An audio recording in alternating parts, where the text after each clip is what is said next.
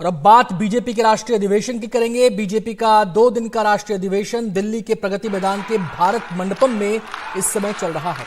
इस अधिवेशन में देश भर से आए बीजेपी के 11,500 से ज्यादा अधिकारी भाग ले रहे हैं। अधिवेशन का थीम है एक बार फिर मोदी सरकार। आज बीजेपी के अधिवेशन में 2 प्रस्ताव रखे जा रहे हैं। पहला है विकसित भारत मोदी की गारंटी और दूसरा राम मंदिर का प्रस्ताव।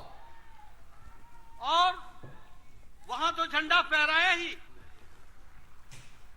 की बचत हुई है। जन पीएम जन औषधि केंद्र पर 80% का डिस्काउंट मिला हुआ। आप जानते हैं इससे गरीबों की जेब की कितनी बचत हुई है। 30,000 करोड़ से अधिक की गरीबों की बचत हुई है। यह है हमारी सरकार। जन कल्याण का काम सरकारी खजाने पर बोझ न बनने पाए, इसके लिए भी सरकार ने काफी दृढ़ता दिखाई है। और मुफ्त बिजली इस देश में एक ऐसा लालच है जो कोई राजनीतिक दल या देने में रंच मात्र भी परहेज नहीं करता है। लेकिन हमारे प्रधानमंत्री ने मुफ्त बिजली देने का वादा, भले ही वो चुनाव का समय रहा हो, कभी भी जनता के साथ नहीं किया है, बल्कि इसका एक नया तरीका हमारे प्रधानमंत्री। तो इस समय रक्षा मंत्री राजनाथ सिंह बीजेपी के राष्ट्रीय अधिवेशन को संबोधित कर रहे हैं। राजनाथ सिंह हो या फिर बीजेपी अध्यक्ष जेपी नड्डा, दोनों ही नेताओं ने बीजेपी की विकास यात्रा, जो बीजेपी सरकार की विकास यात्रा है, उसको इस अधिवेशन में सामने रखा है। 1 दशक का पूरा ब्यौरा सामने रखा है। किन किन योजनाओं को लागू किया गया, किन किन मुद्दों को पूर्ण किया गया। हम सीधे रुख करेंगे।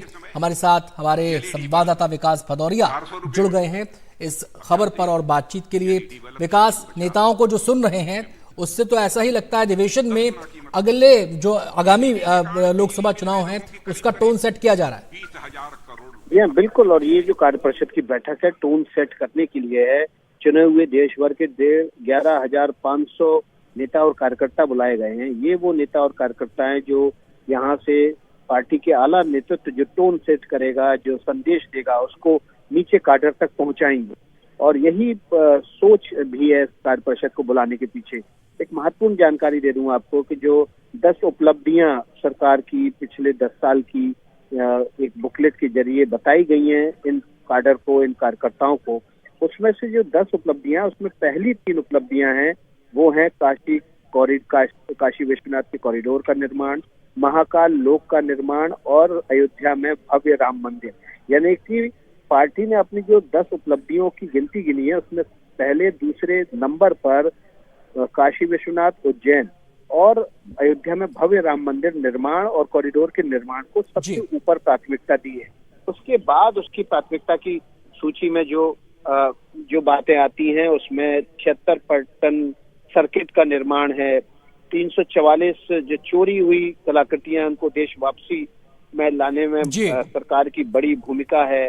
केदारनाथ मंदिर के पुनर्निर्माण को 5वें नंबर पर रखा गया है। जो राष्ट्रीय राजमार्ग के निर्माण के लिए योजना बनाई गई है उसको रखा गया है। करतारपुर कॉरिडोर साहिब के निर्माण को भी इसमें जगह दी गई है। तो बिल्कुल अपनी उपलब्धियों को सामने रखकर वो जनता के बीच जाना चाहती है पार्टी। बहुत बहुत शुक्रिया विकास आपका इस पूरी जानकारी के लिए। वक्त हो गया एक छोटे से ब्रेक का, जल्द लौटते हैं।